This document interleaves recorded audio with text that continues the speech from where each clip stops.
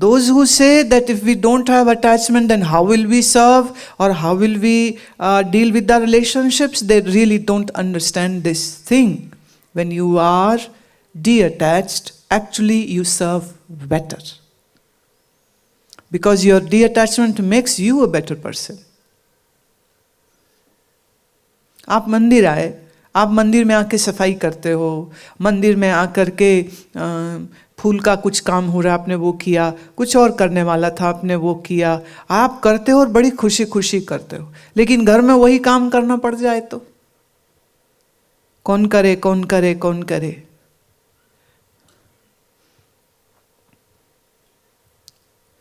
तो हम अपने मन से आसक्ति को निकालें, ये आवश्यक है। और वह आसक्ति तभी निकल सकती है, फिर से बात मैं वहीं ले आती हूँ, जब हम इस बात को समझें कि हर व्यक्ति का हमारे साथ एक कर्म का संजोग है। जब तक वो कर्म जुड़ा रहेगा, उस कर्म का भोग होगा, मैं उस व्यक्ति के साथ जुड़ा रहूँगा, उससे मुझे सुख या दुख दोनों मिलेंगे। और जिस दिन ये संजोग खत्म हो गया, वो अपने राह, हम अपने राह। अब वो बंदा मर जाए, जरूरी नहीं कि तभी हम उससे अलग होते। कभी कभी वो इंसान जिंदा होता है लेकिन हम उससे दूर हो जाते, हमारा उनसे कोई व्यवहार नहीं रह जाता, तो हमारे लिए वो मर ही गए ना एक तरह से।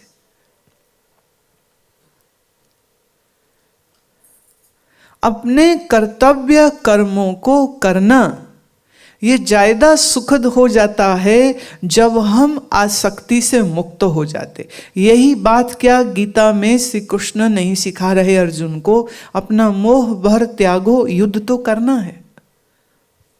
मोह था तो युद्ध करना मुश्किल था, और मोह छूट गया तो युद्ध भी किया और मारा भी। अपने गुरु, अपने चाचा, अपने काका, अपने भाइयों से लेके जो जो शत्रु पक्ष के थे, अर्जुन ने सबको मारा। लेकिन मोह था तो नहीं कर पा रहा था। और अजब बात ये देखिए कि श्री कृष्ण ने जब उसने ये कहा था ना कि मेरा जी करता मैं सब कुछ छोड़ करके भिक्षु हो जाऊं, साधु ही हो जाऊं, भिक्षा मांग के अन्न खा लूंगा, मैं युद्ध नहीं करूंगा, तो कृष्ण महाराज डांट लगाते उसको, का पुरुष है तू, नपुंसक है तू, कैसी बात कर रहा है, भगोड़ा है तू, ये तुम्हें शोभा नहीं देता। अपने कर्तव्य को तुम छोड़ नहीं सकते हो, कर्तव्य तो करना पड़ेगा। और इस समय कर्तव्य युद्ध का है तो युद्ध करो। निर्णय क्या होगा, हारेंगे जीतेंगे, don't worry, just do it. चूंकि माँ बाप की बात आ रही है तो आपको एक और सच्ची घटना सुनाते। एक महिला मुझे कह रही थी कि मेरे घर में 2 बहुएं 2 बेटे हैं।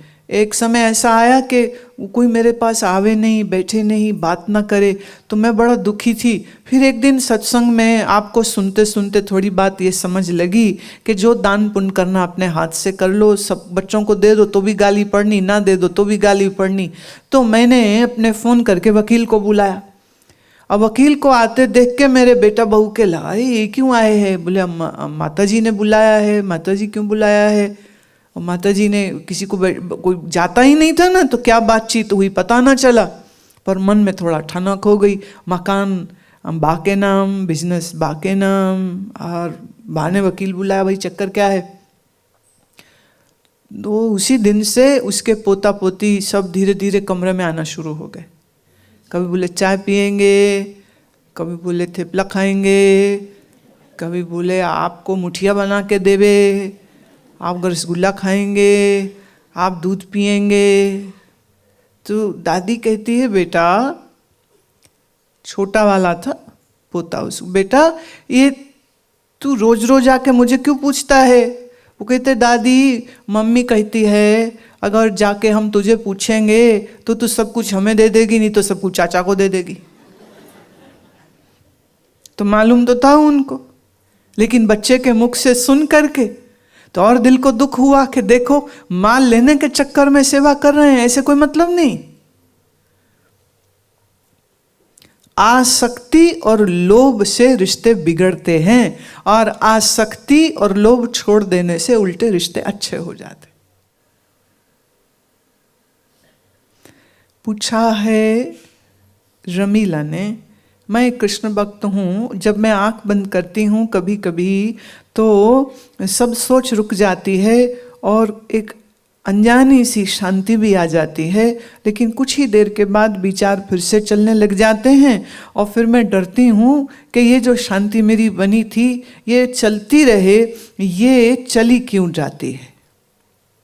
देखिए, हमारे मन के अंतर ये जो चेंजेस आती हैं उसके कारण हैं, और कारण यह है कि हमारा इंद्रिय पर कोई नियंत्रण नहीं है और हमारा मन के ऊपर भी कोई नियंत्रण नहीं है। हम मन को थोड़ा बहुत सत्संग के द्वारा, विचार के द्वारा हम कोशिश करते हैं, लेकिन जो वासनाएं हैं वो बहुत गहरी मन में पड़ी हुई।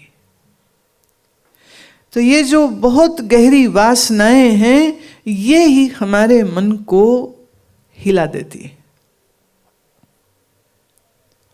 दूसरा, जब हमारे शरीर और इंद्रिय पर कोई नियंत्रण नहीं होता है तब कभी कभी मन को तो अच्छा लग रहा है भजन करना, पर शरीर दुखने लग जाता है। और जब शरीर दुखता है तो लगता है भाई वो उठ जाते हैं, यही अच्छा रहेगा।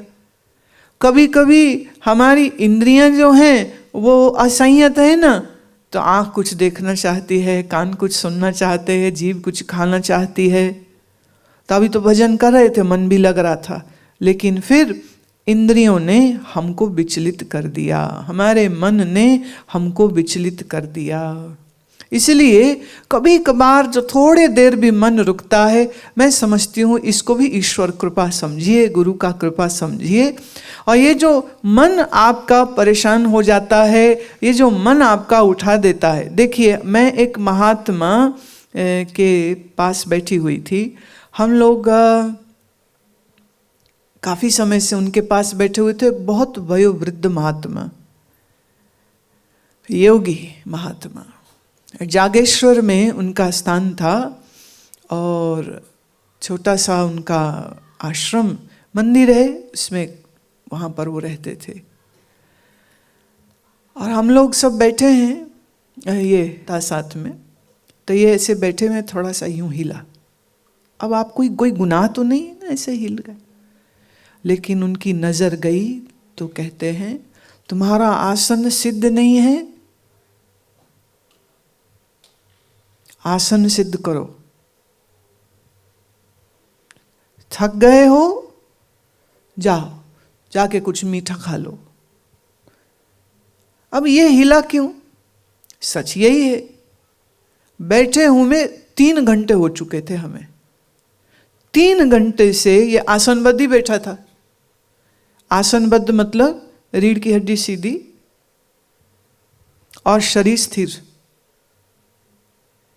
When your body sits still with spinal cord erect, not moving your hands, feet, shoulder, neck or head, sitting still and sitting erect, that is called sitting in asana. It had been 3 hours, we were all sitting. And you know this Mahatma, this great Mahatma could sit in Padmasana for 8 days, 20 days. He wouldn't eat anything. He wouldn't drink anything. He would just sit. Now we are sitting in front of him and he moved after 3 hours. And yet he got scolded. Why can't you sit? Do you need to eat something? Go and have some sweet. And he called his cook and said, give him something sweet to eat. He's tired. You know, in a way he was chiding, he was joking, he was making fun. And he was inspiring also. Master your body. How many of you can sit in Padmasana? Seems difficult. Why it is difficult? Because you don't practice your regular yogic asanas. Hence your muscles and joints are so stiff.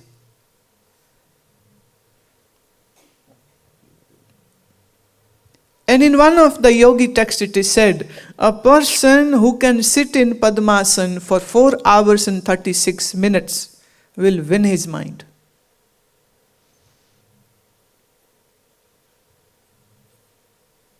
सिर्फ आसन को सिद्ध कर ले तो इतने में ये काम हो जाएगा। लेकिन अगर आसन ही सिद्ध नहीं है और इंद्रियां भी हमारी विचलित हैं और मन भी हमारा भागता रहता है यहाँ वहाँ, तो ऐसे में थोड़ी देर के लिए अगर मन टिक गया तो समझिए ये भी बड़ी कृपा है कि थोड़ी देर भी टिक गया, नहीं तो टिकना तो नहीं चाहिए था, फिर भी टिका है। तो यह बड़ी कृपा है ईश्वर की, कहो ये कृपा है सदगुरु की, ये कहो कि बहुत जो है वो बहुत अच्छा, और जो नहीं हो रहा है तो उसको ठीक करना होगा।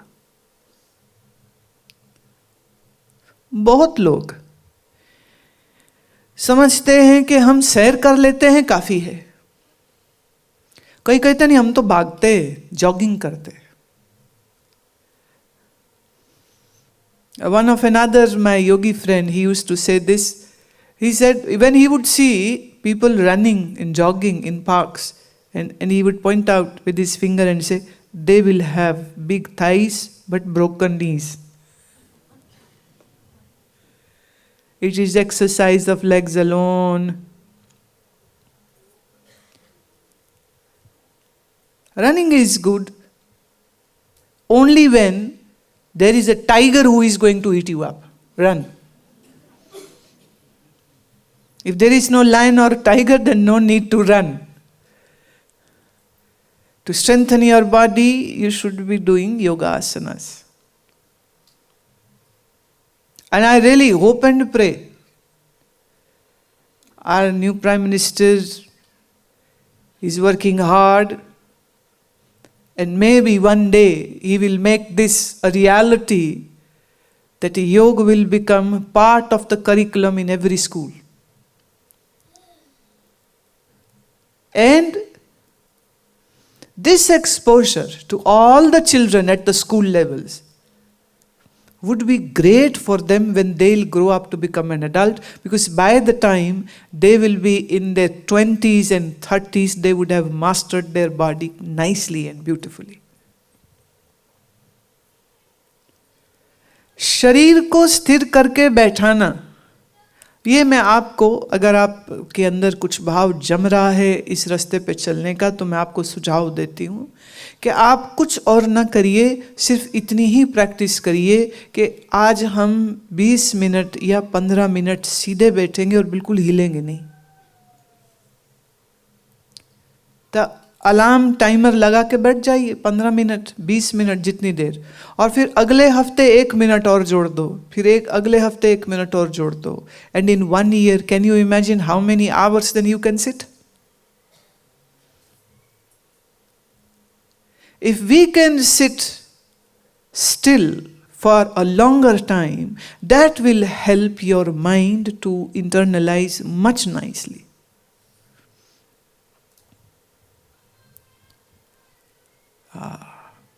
प्रेम से इस भजन को श्रवण करिए। वाह।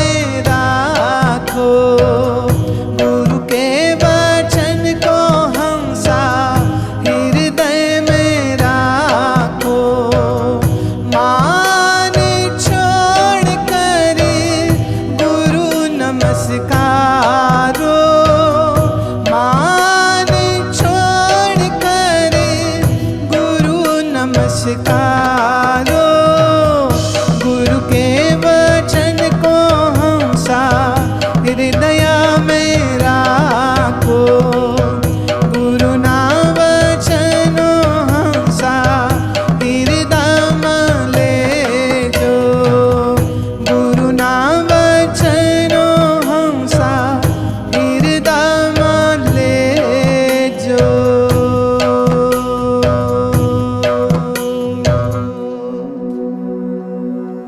अंतर में हेत राखी सुखमण उगाड़ो, अंतर में प्यार रखो और अपनी सोई हुई सुषुम्ना को जागृत करो। और सुषुम्ना को जागृत वही कर सकता है जो नाड़ी शोधन का अभ्यास और उसके साथ योगासनों का अभ्यास रोज करता हो। खेल परंपार त्रिकुटी में बाड़ो, अपनी त्रिकुटी में, त्रिकुटी कहते हैं या भ्रूमध्य, इस भ्रूमध्य का जो अंतर स्थान है जिसको त्रिकुटी बोलते हैं, अपने मन की एकाग्रता धारणा वहां पर जोड़ो और मधुरसना भोगी तमे थाओ, और ए भोगी तू बन किसका, उस मधुर रस का जो तेरे अंतर टपकेगा। गुरु ना वचनो हंसा हृदय में राखो, जो गुरु वचन कह रहा है उन वचनों को, उस उपदेश को अपने हृदय में रखो और उसका अभ्यास करो। इंद्रियां संयत होनी चाहिए, मन संयत होना चाहिए। संयत माने disciplined. Your senses should be disciplined. Your mind should be disciplined. And with this discipline, when you will sit to do your practice, your mind will go into the deep, deep oceanic experience of great joy and peace. You will become creator of joy.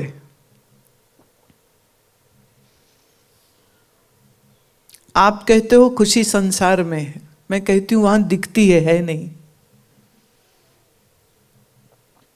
दिखती है नहीं।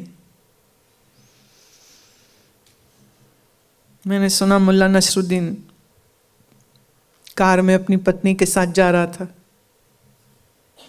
पत्नी लगी शीशा नीचे करने, कहे ना ना ना शीशा नहीं नीचे करना, ऊपर रख। क्यों? बोले पड़ोसियों को लगना चाहिए हमने एयर कंडीशन कार खरीदी है, लगना चाहिए। शीशा नीचे किया तो लगेगा बिना एयर कंडीशन का कार, नाक कटाएगी क्या, रख शीशा। बोले वो गर्मी लग रही, बोले तो क्या हो गया, 2 किलो वजन ही कम हो जाएगा, निकलने दे पसीना। शीशा नीचे नहीं करना। अच्छा, आप सोचते हो वो बेचारा गरीब आदमी बिना एयर कंडीशन की कार का घूमता है, तुम्हें मालूम आप जितना एयर कंडीशन कार में रहते हो, आपके कार का जो कंप्रेसर होता है एसी का, वो सारी धूल, एलर्जेंस, माइक्रोब्स का घर बन जाता है। You might not be aware. Your own car AC is sufficient to make you sick because all the microbes and allergens are sitting in the AC and it remains intact inside and they are growing their family over there. So just by sitting in that air conditioned car for few hours every day, you are fit to get sick. The more you use the air conditioning, meaning whether heat or cold, both I am saying, if you use more of a heat, you will develop skin problems. How many people over here spend so much money on skin diseases? I have a pharmacist sitting over here. He can tell me how many people have psoriasis, how many people have eczema over here. Too many. How many people have dry skin? They keep on lapping up moisture on the body. They're buying these bottles and bottles of medicated moistures. But these moisturizers are not moisturizing still. So much dryness. Only if you had read Ayurveda principles, then you could understand. Don't use heat too much and use a spoonful of sesame seed oil every day. Drink it up. Use nariyal ghee. Nariyal oil, the coconut oil, use the cold pressed one, use a spoonful every day, drink it up on empty stomach, your all dryness will go away. But these skin problems are coming because of the too much usage of air conditioning. Every time when I go to America in months of May and June, they always call that is month of pollens. Everybody is sneezing, everybody is having allergies. And they say this is month of pollen. Their leading newspaper give you the meter. They call it pollenometer. Which areas have more pollens? Which areas you should avoid? Otherwise you will be sneezing and you will fall sick and you will end up in a hospital. And I say, what a joke. It is not those poor pollens which are making you sick. It is your own weak immune system. And if you don't know how to strengthen your immune system, no amount of medication can save you from diseases. मेरा ये सुझाव है, आपकी इच्छा आपके बच्चे को doctor बनाने की होए तो ये जरूरी नहीं कि उसको एलोपैथी का ही फील्ड दिखाओ, उसको आयुर्वेद का फील्ड दिखाइए. और मजे की बात यह है कि आयुर्वेद का ज्ञान से आप घर के जो हमारे रसोई के जो मसाले होते हैं ना, उन्हीं मसालों से इलाज हो जाते.